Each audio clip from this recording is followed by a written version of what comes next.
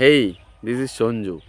তো superstar Jeet বাহারের add দিচ্ছে, মানে এখন অস্ট্রেলিয়া ইন্ডিয়া ম্যাচ চলছে, সেই ম্যাচটা দেখলেই জিতের অ্যাড চলে আসে এবং সেটা অল ভাষায়, মানে প্যান ইন্ডিয়ায় বলতে পারেন, প্রত্যেকটি ভাষারই রয়েছে, উড়িয়া, তামিল, তেলেগু, বাংলা, হিন্দি, সমস্ত ভাষায় করা হয়েছে এই অ্যাডটা। এর ব্র্যান্ড অ্যাম্বাসাডার জিৎ, মানে আমাদের বাংলার জিৎ, সুপারস্টার জিৎ বাহারের অ্যাড দিয়েছে। এখন এটা অনেকে অনেকভাবে নিচ্ছে। কেউ বলছে যে একজন এত বড় সুপারস্টার হয়ে সে কীভাবে পান মশলা বা গুটকার অ্যাড দিতে পারে। আবার অনেকে বলছে শাহরুখ, সালমান, অজয়, অক্ষয় যদি দিতে পারে তো সেখানে জিৎ কেন নয়। এমনকি সাউথে রিসেন্ট পান বাহারের অ্যাড দিচ্ছে মহেশবাবু, তো জিৎ কেন নয়? যেহেতু আজকাল এগুলোতেও একটা হিরোর প্রচার হয়। আমি মনে করি পান বাহার একটা গুটখা, এটার অ্যাড দেওয়া ভুল, মানে অ্যাকচুয়ালি খারাপ। এটা মানে শিক্ষণীয় বিষয় নয়, এটা ক্ষতিগ্রস্ত হয় ইয়াং জেনারেশন।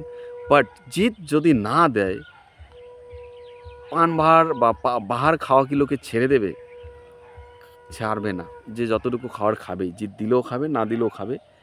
কিন্তু জিতকে ইন্সপায়ার হয় হয়তো আরও কিছু লোক বাড়তে পারে, এটাই তো। কিন্তু না, আশেপাশের লোককে দেখে বেশি ইন্সপায়ার হয়।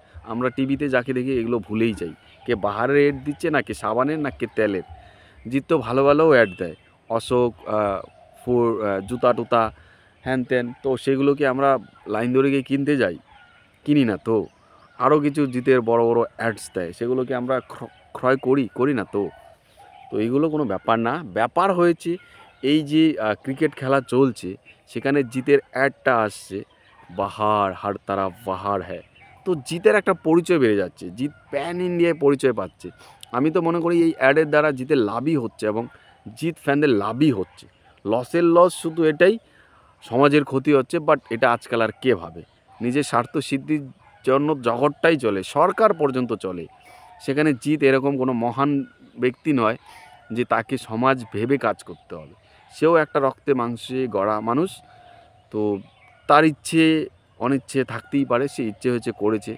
সে ক্ষতি আমিও মানছি যে করাটা ভুল, বাট তার ইচ্ছে তার ব্যক্তিগত ব্যাপার, তাই না? তাকে তো কেউ আটকাতে পারবে না, সে করেছে। তো এটাই হলো ব্যাপার, জিত একা নয়, এখন পৃথিবী জুড়েই চলছে, বড় বড় ক্রিকেটাররাও করছে, বেটিং অ্যাড করছে, এগুলো হচ্ছে। তো আমি মনে করি জিতের লাভ হচ্ছে। জিত সত্যি একদিন না একদিন জিত গ্লোবাল স্টার মানে হবেই হবে। হয়তো আগে হওয়া উচিত ছিল, যখন সে চান্দু করেছিল তেলেগু সিনেমা, তখন তার লাকটা খারাপ ছিল। বলিউড সিনেমা করেছিল, ভোজপুরি সিনেমা করেছিল, ভোজপুরি কথা বাদ দাও, বলিউড সিনেমা করেছিল, রিলিজ হয়নি। কিন্তু বান্দাতে দম রয়েছে, চেঙ্গিস করে দেখিয়েছিল প্যান ইন্ডিয়া লেভেলে কীভাবে 1000 স্ক্রিন নিয়ে রিলিজ করতে হয়। এরপর আরও কয়েকজন হিরো গেছে, কারো সিনেমার রিলিজ একটা দুটা একটা দুটা হল পায়, সেটাও বাংলাতে।